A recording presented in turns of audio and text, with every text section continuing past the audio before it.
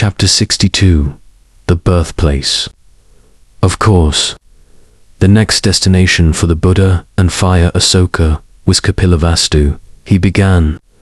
Don't tell me that Kapilavastu, the Buddha's hometown, is also in Thailand, I interjected. Yes. This city is located in the Central Plains, about 90 kilometers east of Bangkok, he replied. Oh my God, Kapilavastu is only this close to Bangkok. If the people who painstakingly travel to India for pilgrimage knew this, they would be disappointed, I interjected. I don't know.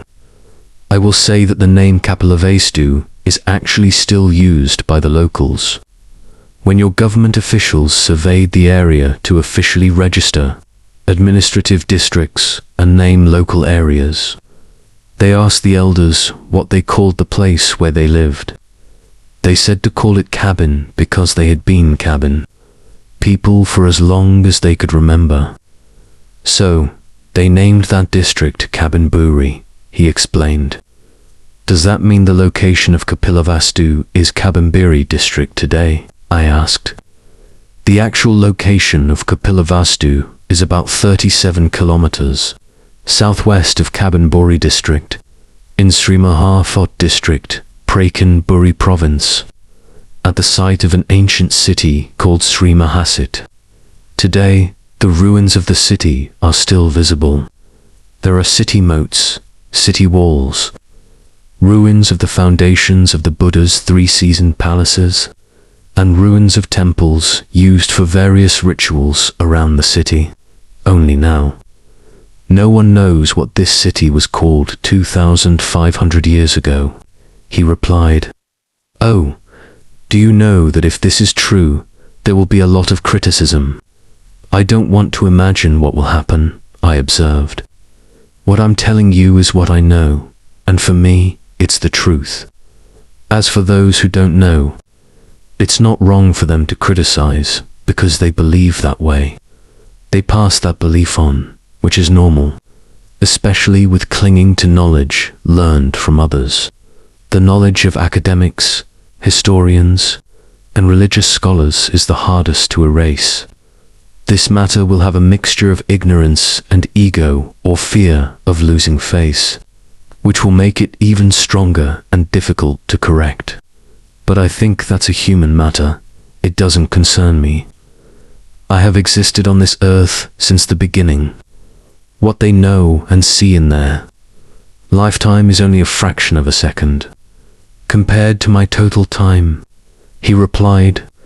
If Kapilavastu is only in Prakanburi province, then the Buddha's birthplace must not be far either, because according to the history I learned, the Buddha's mother was traveling back to her hometown to give birth, but went into labor and gave birth to the Buddha along the way. I asked. That's right. The Buddha's mother's hometown was called Devada. The two cities were like sister cities. The rulers of both cities would never allow their heirs to marry heirs from other cities. The location of Devada is about 55 kilometers southwest of Kapilavastu. Today, it is in Nar Pra, that's Phanot Nikam district. Chonburi province, he replied. Chonburi province, Phanot Nikam district. The image in my head when I think of Chonburi province is Pattaya, which is a seaside tourist destination. Why has no one ever taught these historical stories, especially those related to the Buddha, before? I asked. I cannot answer that question. My duty is only to tell the truth, because the two cities are quite far apart, and people traveled between them regularly. The kings of both cities jointly built a road, packed with soil and rocks for convenient travel and transportation of goods. Along the way, rectangular laterite ponds were built for consumption and use during overnight stays. So, the Buddha's birthplace is in the middle between these two cities, he replied. Where is it? I quickly asked, eager to know the location of the Buddha's birthplace. If you travel south from Kapilavastu, along that ancient road for about 20 kilometers, you will encounter a sal forest, or what is now simply called Rang forest, like the forest where the Buddha passed away, called sal, which means a park full of sal trees. This point is where the ancient road intersects a small river. There, a road was built sloping down into the river with rocks, like an overflow dam, making that part of the river shallow, so that carts and people could easily wade across. This place is commonly called the Lot Sloping Pier, because of the sloping road into the river. Today, it is near Thalot Nuya Temple. After the procession crossed the river for a few hundred meters, the Buddha's mother suddenly went into labor. The attendants prepared for the birth in that sal forest, he explained.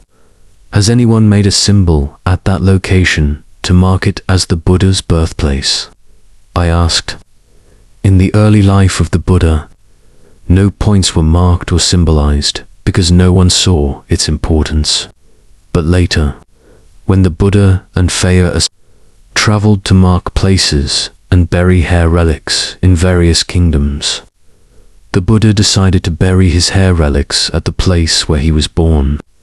Phaya Asoka and his troops, along with the king of Kapilavastu, jointly performed the hair relic burial ceremony at that point and helped build a small chedi over it as a symbol that this was the Buddha's birthplace. People passing by called this chedi Phanam Salahama, meaning the chedi of the sal forest. Over time, more and more people settled here, and they used the name of this chedi to call their community. The name was shortened over time until it became Phanam Sarah. As it appears today, he explained.